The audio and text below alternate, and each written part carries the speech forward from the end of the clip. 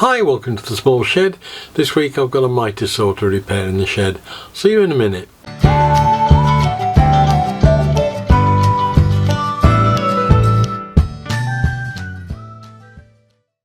Right, so we've got a new addition in the shed today, and as you can see it's nearly as big as the shed itself.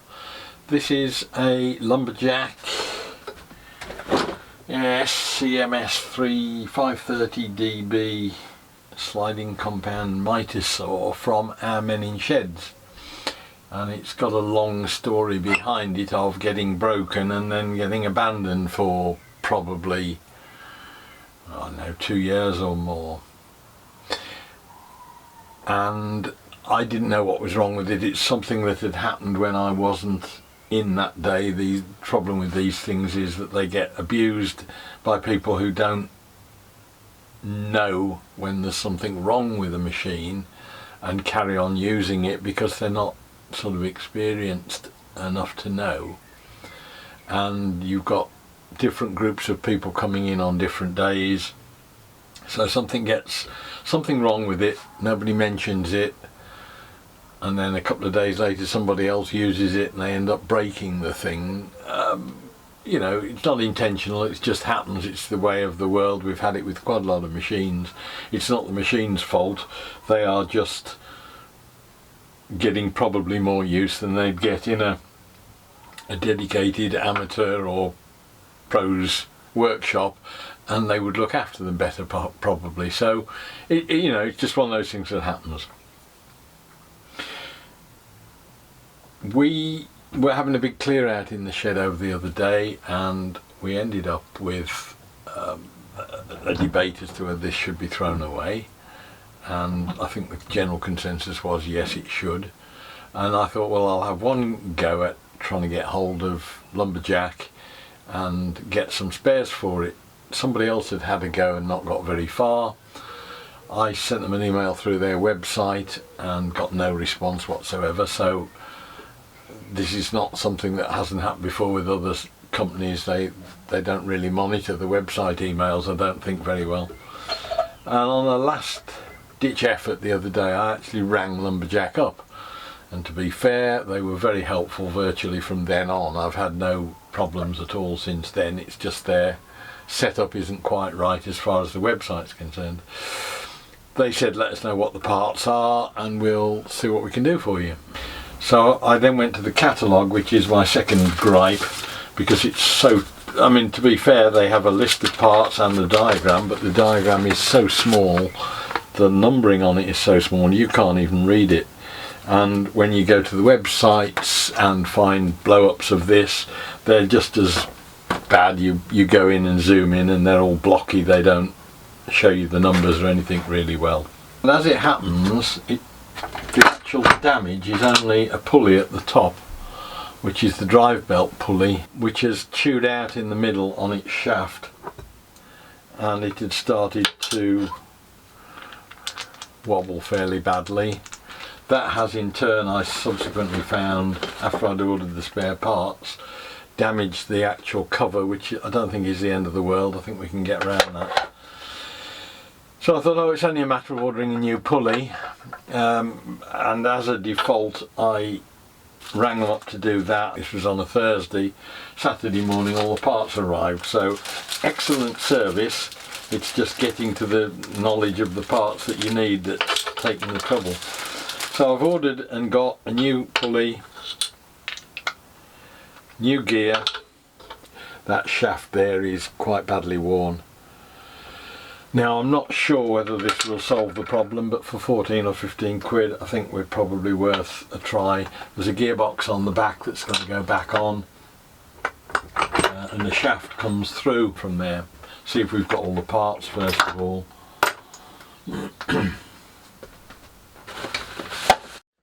So first thing I need to do is take off the blade guard that's been bent,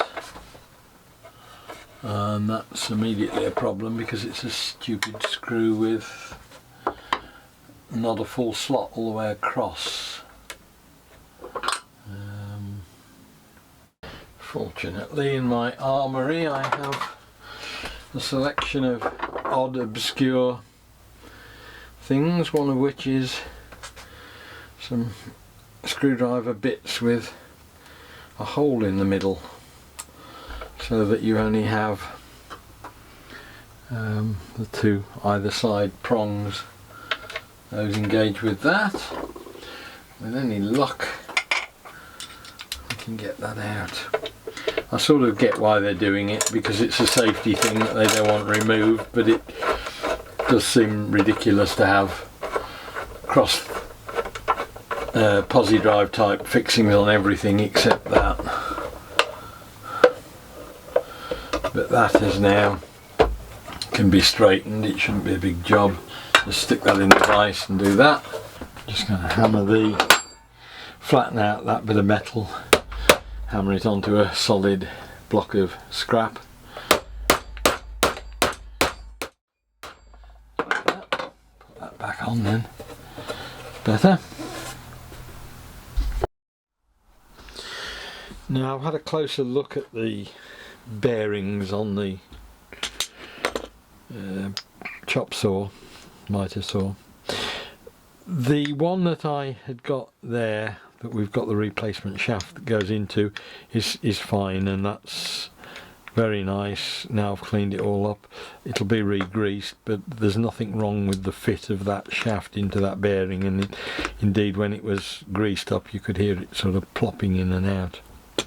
However, that shaft also has a bearing on it there which houses in the other part of the mitre saw head, and that goes on the shaft there. I've just had another good look at this. Now it's out and been cleaned up, and it's quite tight in one or two places, so I'm not really happy. I've sent off and got another one for it.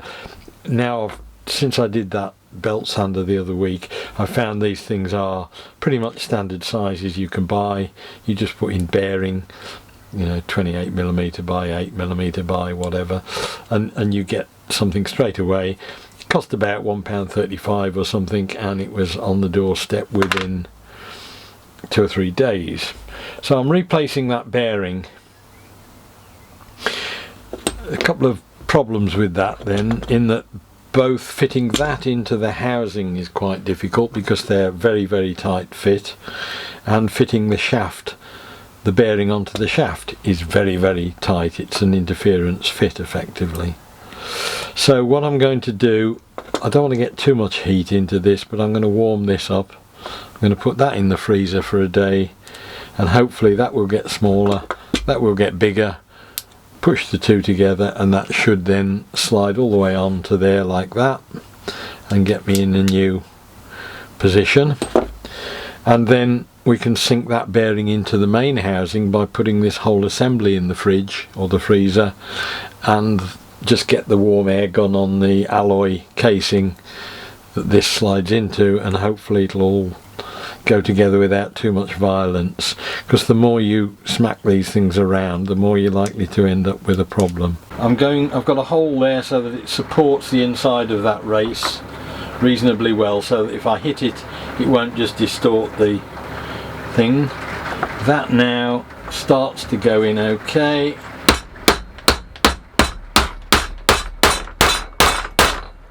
And that's on. That is now on, and hopefully it won't come off again.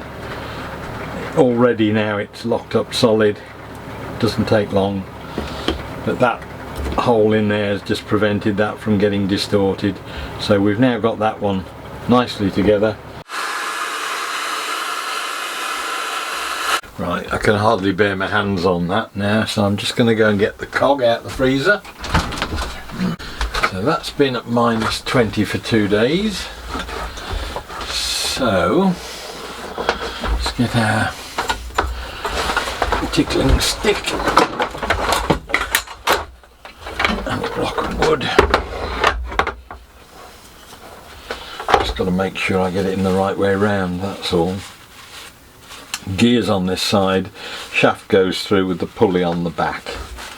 So hopefully that now won't give up as much of a fight as it was before.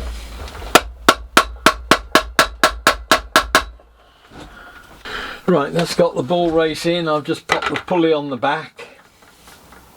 I've just got some grease. I'm going to repack this gearbox arrangement with. So I'll probably end up getting more on myself than the gears, but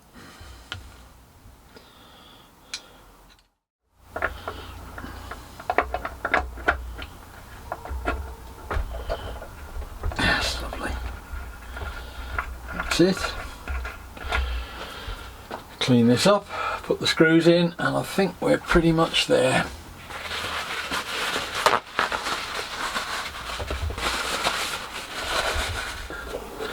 So I just need to fathom out how that works. I think it goes on that way round and naturally tries to tighten itself up underneath and then gets pushed open by that bar there. So we'll pop this on, a couple of screws. You may wonder why I'm back out in the garage with it. I started it up a minute ago in the shed to test it, and it kept tripping the electric. And I thought, oh, there's a problem with it, it's failed, if you see what I mean, and the motor's got a problem. In fact, when I looked at the specs on it, I hadn't realised it's a 2 kilowatt motor on this thing. Really is a beast. It's a huge blade on it. It's a 1 foot blade, 300 and something mil.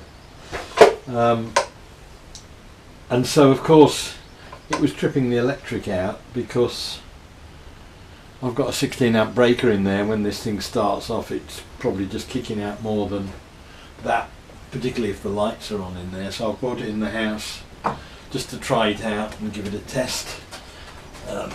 Just see what it's doing now.